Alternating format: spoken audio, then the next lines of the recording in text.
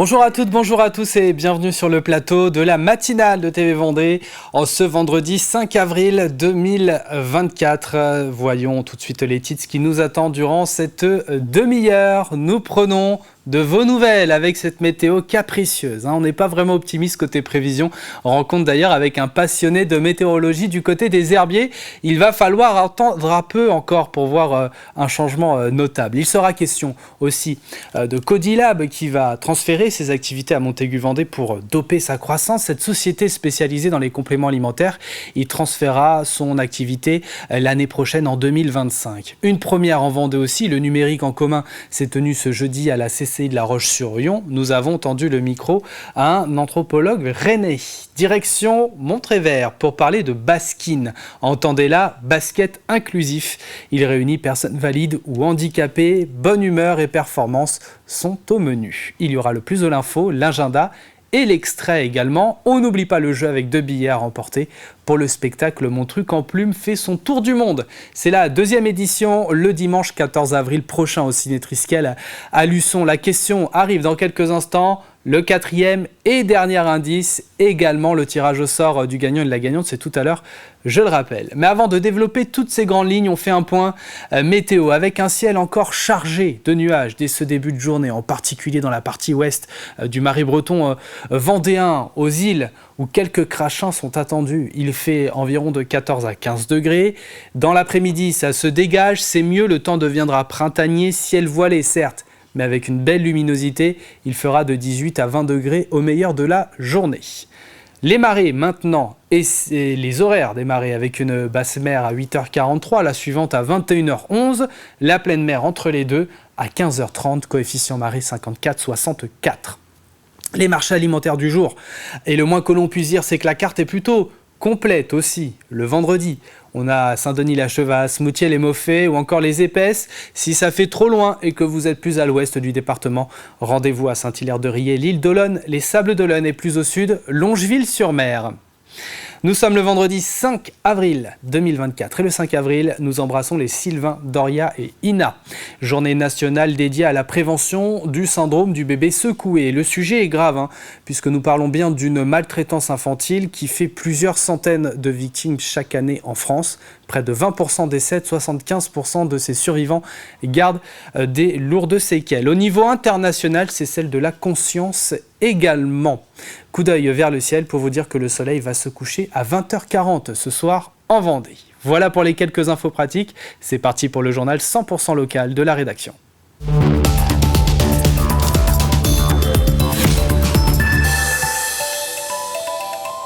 Alors, on se posait la question. Comment va votre morale ? Alors bien, j'espère, malgré ce mauvais temps qui perdure. Nous avons entamé le printemps depuis quelques semaines, mais n'avons pas l'impression d'y être vraiment. Le temps est bien trop souvent gris, il n'y a que trop peu d'ensoleillement. Et j'imagine que pour beaucoup d'entre vous, le retour du soleil est attendu. Mais pour quand est-il prévu ? Mathis Pires est allé à la rencontre d'un passionné de météorologie aux herbiers. Il a installé tout le matériel nécessaire pour analyser les conditions climatiques. Depuis son ordinateur, il analyse et fait les prévisions. Et malheureusement, elles ne sont pas joyeuses. Un changement notable est prévu pour le début des vacances scolaires. Notre journaliste est allé aussi à La Roche-sur-Yon. Vous demandez ce que vous pensez de tout ça et si vous avez des techniques pour rester positif. Les semaines s'enchaînent et le soleil continue de se cacher. Dans le centre de La Roche-sur-Yon, le beau temps se fait attendre. Ah oui, on s'attend à mieux, oui, surtout après l'automne et l'hiver qu'on a eu. Ouais, on espère du soleil, ouais. On attend avec impatience effectivement que le printemps apparaisse. C'est sûr qu'on a hâte que le soleil revienne. C'est pas très agréable d'avoir cette pluie tout le temps. Et pour éviter la déprime par le manque d'ensoleillement, chacun a sa technique. Moi je prends des fruits et puis je garde le moral. Je vais à la gare en vélo, donc déjà ça me donne la pêche. Voilà, je fais beaucoup de sport, je profite de la nature. Des vitamines, une fois par mois, c'est pareil pour le manque de soleil. Plus loin, aux herbiers, ce passionné de météo fait ses propres prévisions. Donc en fait, la feuille que j'ai ici, c'est les relevés de la station. Là, c'est vraiment déprimant parce que depuis le 18 octobre, c'est vraiment du gris, de la flotte. C'est depuis son bureau que Didier analyse tous les jours les dernières conditions climatiques. Je fais toujours la prévision que le matin. La prévision est plus fiable le matin que celle du soir. Et pour un retour du soleil, selon ces dernières informations, il faudra attendre jusqu'au 20 avril prochain. Allez, encore un peu de patience. Du changement pour Codilab qui va transférer ses activités à Montaigu-Vendée pour doper sa croissance. Son site de l'herbergement étant devenu trop exigu pour suivre la demande du marché et les ambitions de son nouvel actionnaire. Cette société spécialisée dans les compléments alimentaires y transférera son activité en avril 2025. Ça conforte Terre de Montaigu comme un territoire très industriel. Aujourd'hui, c'est le premier territoire industriel de Vendée en nombre d'emplois. On pense qu'un développement qui s'appuie sur la production permet après d'avoir la création d'emplois aussi tertiaires, mais qu'il ne faut jamais oublier que la production, ça doit rester une priorité qui est importante.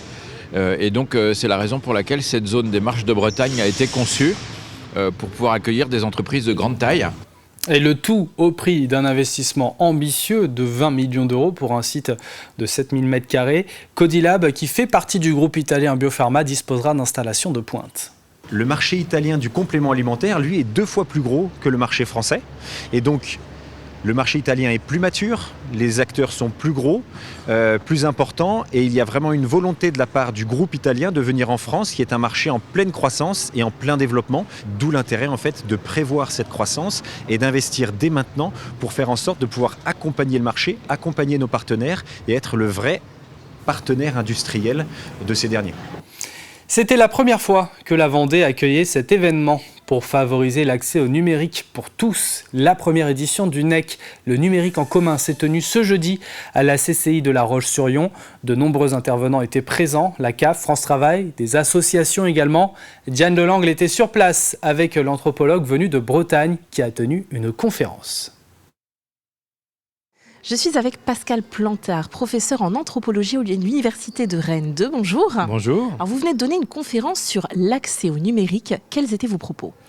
J'ai surtout travaillé à ouvrir la compréhension du public sur la notion d'éloignement du numérique. Un certain nombre de nos concitoyens, constitués à peu près aux alentours de 20%, sont éloignés de ces normes. C'est-à-dire qu'ils peuvent être déconnectés, mais ils peuvent être connectés et ne pas savoir s'en servir.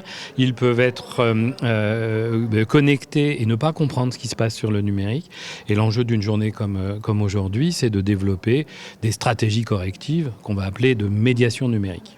Et ces médiations, est-ce qu'elles permettent réellement aux personnes éloignées de s'en approcher ? Alors absolument, à partir du moment où la médiation numérique n'est pas enfermée derrière cette idée de faire uniquement de la médiation technique, apprendre à comment s'en servir ou comment ça fonctionne, c'est pas suffisant. Il faut aussi comprendre ce qu'il y a derrière, c'est-à-dire que c'est pas la même demande si on veut étudier avec le numérique, on a la demande scolaire ou universitaire, et puis si on veut accéder à des droits, on a la demande administrative. En fait, si la médiation est champ large, travaille plutôt sur le mode de la médiation culturelle, elle peut être très efficace, d'autant qu'elle s'adresse aussi à des gens qui vont être des aidants numériques. C'est-à-dire qu'il n'y a pas que des professionnels, il y a aussi des bénévoles qui interviennent dans les familles, dans les territoires et qui soutiennent d'autres personnes plus vulnérables. Et la médiation numérique, c'est tout ça. Et à ce moment-là, c'est très efficace. Et alors vous me disiez, il y a un élan vendéen.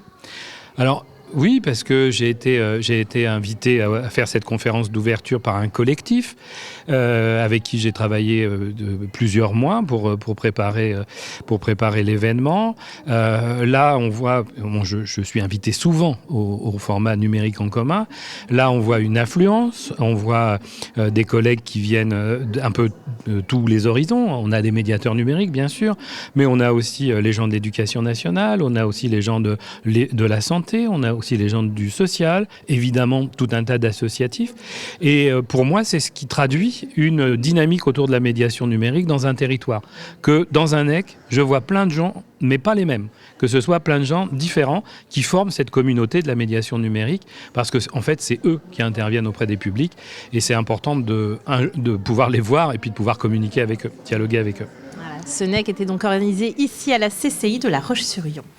Dans toute autre chose, maintenant, la nouvelle équipe de l'association Vouvant Village de peintres présente le lancement de sa nouvelle saison. Une saison qui débute sur les chapeaux de roue avec la première participation de l'association aux Journées européennes des métiers d'art. Au programme, une quinzaine d'artisans présents demain et dimanche à la nef Théodolin, ainsi que dans les ateliers du village. Ce premier temps fort ouvre la saison et sera suivi par de nombreux rendez-vous, comme des animations, des conférences, ainsi que des expositions.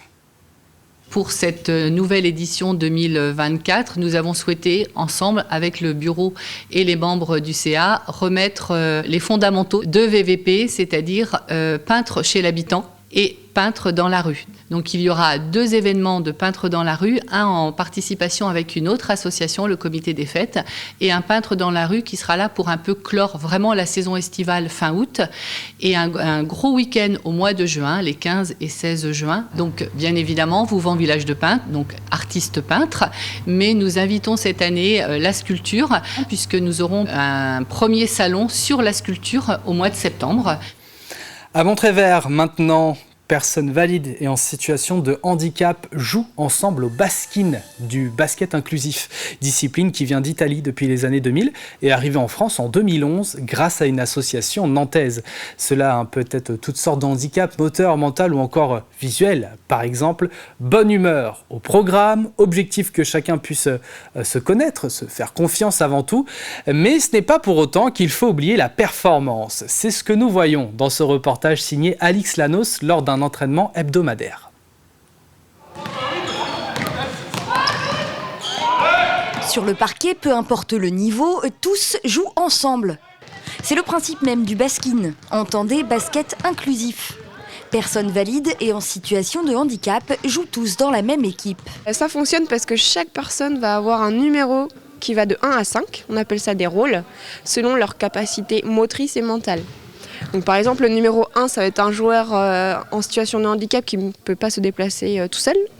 Et le numéro 5, ça va être l'expert en basket. Et tout ça, ça fonctionne aussi parce qu'il y a une règle au niveau de la défense. On n'a pas le droit de défendre sur un numéro qui est en dessous de soi. Autre différence avec le basket, 4 paniers au lieu de 2. Des paniers latéraux, plus bas pour les rôles 1 et 2. Lucas, 12 ans, rôle 2, s'entraîne avec Damien, numéro 5. Fais tes 2 dribbles, Lucas. Vas-y, Lucas, occupe-toi pas des autres. Damien est arrivé au baskin au départ juste pour donner un coup de main. Il n'est plus jamais parti. Il a trouvé ici quelque chose de plus. Le partage et le mélange de tous les rôles, de tous les handicaps, des valides, des non-valides. Vraiment l'esprit famille, la cohésion. La famille, c'est un mot qui revient souvent dans la bouche des joueurs de baskin. Il faut dire que l'entraide permanente entre ces joueurs crée un lien et un esprit de groupe très fort qui pousse tout le monde à se dépasser. Maintenant, je me rends compte que je peux faire beaucoup de progrès. Je suis content de moi et puis mes coachs aussi sont contents de moi aussi, que je fais beaucoup de progrès. Et aussi, j'arbitre aussi des matchs de baskin. Moi, je suis opérée des genoux, des jambes, des bras, des mains. Et quand je joue au baskin, je ne pense plus du tout à ça. Je vais vraiment au-delà de mon handicap. Ah, j'adore ça, moi. J'adore. Et le Smash Baskin n'est pas qu'un club où l'ambiance est au beau fixe, les performances sont également au rendez-vous. Premier du championnat régional, le club a terminé à la 2e place de la Coupe d'Europe en Italie l'année dernière. Prochaine rencontre demain contre Nantes, place au tournoi européen, le week-end du 1er juillet. Et puis la bicentenaire, grand rendez-vous des amateurs de randonnée et de course à pied, c'est ce week-end à La Roche-sur-Yon. Ça commence demain soir. Une course festive et disco de 5 km est au programme. Un DJ sera présent au départ et à l'arrivée. Elle est ouverte à tous à partir de 8 ans. Le lendemain, épreuve chronométrée de 10 km, puis plusieurs circuits à destination des plus jeunes là aussi. Celles et ceux qui préfèrent la marche auront également le choix avec 4 randonnées de 3, 7, 14 et 19 km. Et il y aura du monde. On a déjà plus de 3000 participants, c'est presque plus de 500 par rapport à l'année dernière. Alors souvent dans ce genre de course on attend un petit peu la météo, mais je sens que sur la fin de semaine ça va plutôt être bon la météo, donc n'hésitez pas à vous inscrire. Et c'est vrai que là on peut marcher avec des parcours qui font plus de 15 km, mais on peut aussi marcher sur des parcours qui font 7 km. Et puis après effectivement les courses des enfants dès le matin et la course élite, qu'on va appeler élite, où c'est 10 km. Et là, effectivement, il faut un petit peu d'entraînement, mais vous pouvez encore vous inscrire, c'est gratuit et c'est jusqu'à samedi 15h. Et voilà pour l'essentiel de l'actualité en Vendée. Passons maintenant aux prévisions météo détaillées du jour avec un ciel chargé de nuages dès ce début de journée, en particulier dans la partie ouest du Marais-Breton vendéen jusqu'aux îles où quelques crachins sont attendus. Il fait 14 degrés à Châlons, Chantonnay, la Châtaigneraie, Montaigu-Vendée aussi, 15 à l'Aiguillon, la Presqu'île, Fontenay-le-Comte, Noirmoutier, les Sables d'Olonne, à Saint-Jean-de-Mont également. Dans l'après-midi, ça se dégage, c'est mieux. Le temps deviendra printanier. Ciel voilé, certes, mais avec une belle luminosité. Il fera de 18 à 20 degrés au meilleur de la journée. Nous entrons dans la deuxième partie de cette édition. À suivre dans quelques instants l'agenda. Il y aura également l'extrait. Il s'agit d'un extrait de Comme toujours qui sera diffusé demain et le jeu également. Mais avant tout ça, c'est parti pour le plus de l'info.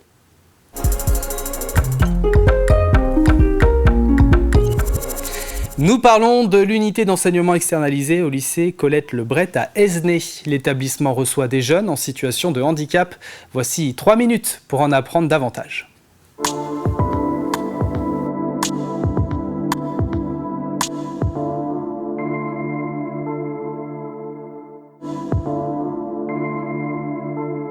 Dans une UE, on est bien sur l'école ordinaire, sauf que du coup les élèves ne sont pas en capacité de suivre les cours, donc on est vraiment que sur de l'inclusion sociale. Donc on mange avec les jeunes et on fait des activités un peu culturelles, artistiques comme le théâtre, les activités de sport, le chant, la couture, toutes ces choses-là. Par exemple, le mardi en inclusion, je fais du théâtre avec les lycéens et c'est bien, on rigole bien.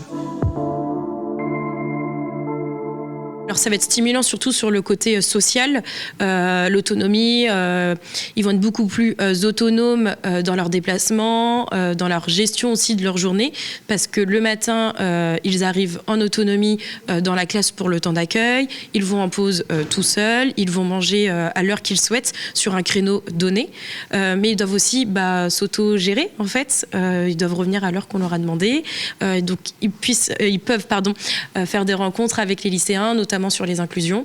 Et donc sur ce côté-là, oui, je dirais qu'ils ont évolué. Donc le fait de faire partie de la vie ordinaire, c'est aussi un moyen de dire qu'on soit en situation de handicap ou pas, en fait, on fait partie de la société.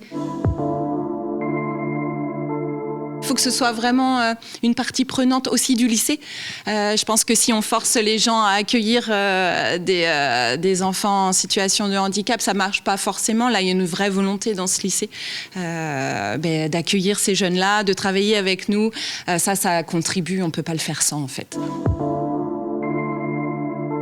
Mon expérience passée en tant que principal du collège Alexandre Solzhenitsyn à Esnay, où en 2018, j'ai contribuer à la mise en place de cette unité d'enseignement externalisé pour le collège. Et c'est fort de cette expérience qu'on a pu avoir ce projet de le développer également au lycée Colette Lebret. Parce que je pense que la société n'est faite que de différences et que dans notre rôle d'éducateur, à un moment donné, c'est aussi que tout le monde soit au milieu des différences, au respect de l'autre. On est à 6-7 mois seulement à peu près depuis l'ouverture en septembre et on se rend compte déjà que nos jeunes de l'IME, nos lycéens, il y a un respect mutuel, il y a une circulation libre de chacun dans les locaux, chacun a trouvé sa place. Une inclusion réussie, c'est dans les deux sens. C'est pas que les jeunes en situation de handicap qui vont se mélanger aux jeunes qui ne sont pas en situation de handicap. C'est vraiment les jeunes qui ne sont pas en situation de handicap qui viennent aussi avec nos jeunes, si je peux me permettre de dire nos jeunes, parce qu'ils ont énormément de choses aussi à nous apprendre.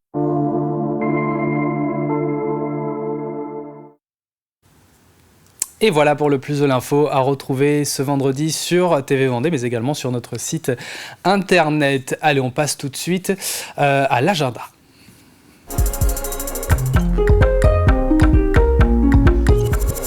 Que faire en Vendée ces prochains jours? Notez bien, nous avons le Salon de la bière à Montaigu-Vendée, un concert caritatif à Brême-sur-Mer, un spectacle à Menon-Blais. La semaine prochaine, une exposition, les techniques du cinéma avant le numérique. Ce sera du côté de la Tranche-sur-Mer.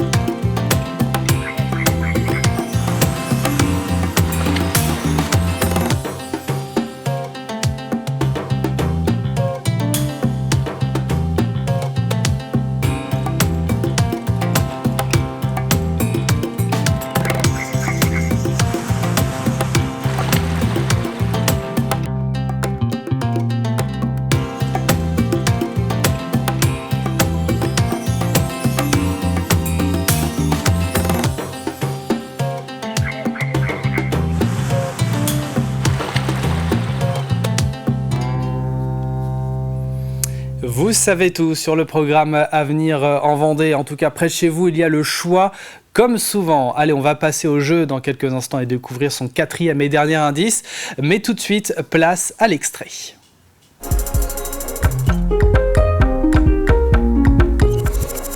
Extrait de Comme toujours, demain l'invité est Damien Forget, coordinateur de la ressourcerie culturelle basée à Montaigu-Vendée, des solutions d'économie circulaire pour les acteurs de la culture et de l'événementiel.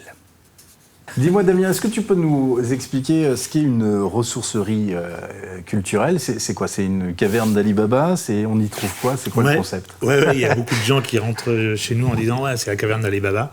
On n'a pas inventé l'eau chaude. Il y a les ressourceries généralistes aujourd'hui dans tous les territoires où on amène les tasses à café, les meubles et tout ça et qu'on essaye d'y trouver une deuxième vie. Nous, on a créé ce concept en 2018, mais il existait déjà sur Paris. D'accord. Et le but était de donner une deuxième vie aux productions culturelles, donc les décors de théâtre, le matériel son lumière, structurel et tout, et lui donner une deuxième vie pour le réintégrer encore dans le secteur culturel.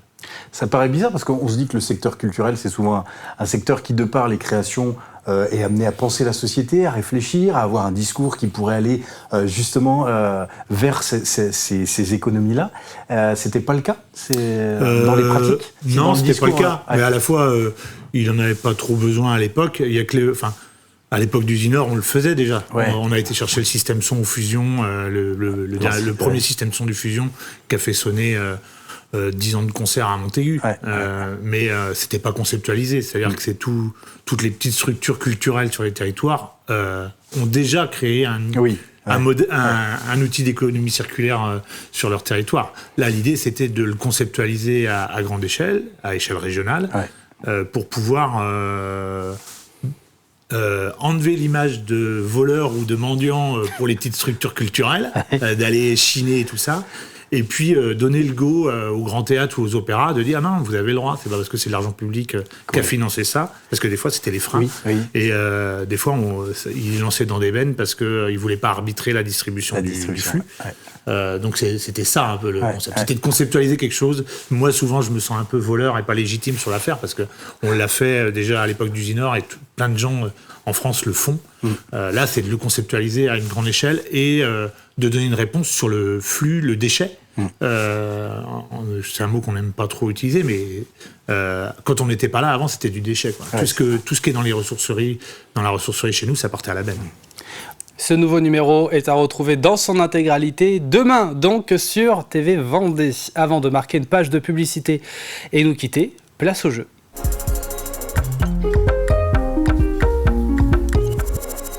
Direction Luçon et le Ciné Triskel pour le jeu de la semaine. 2 billets à remporter pour le spectacle Mon truc en plume fait son tour du monde. C'est la 2e édition le dimanche 14 avril prochain. Mais pour les avoir, ces places, il y a une condition, c'est de répondre à cette question, et correctement bien sûr. Dans quelle commune a eu lieu une étape du championnat de France de char à voile? Voici donc le 4e et dernier indice. C'est la 2e plus grande station balnéaire de Vendée. Vous avez la réponse, vous allez sur notre site internet tvvendée.fr. Je rappelle que le tirage au sort du gagnant ou de la gagnante, c'est tout à l'heure en milieu de journée. Bonne chance à toutes et à tous. C'est la fin de cette matinale. Merci de l'avoir suivi. Prochain rendez-vous avec l'info, ce sera avec Julie Morini à 12h30. Passez une excellente journée sur TV Vendée.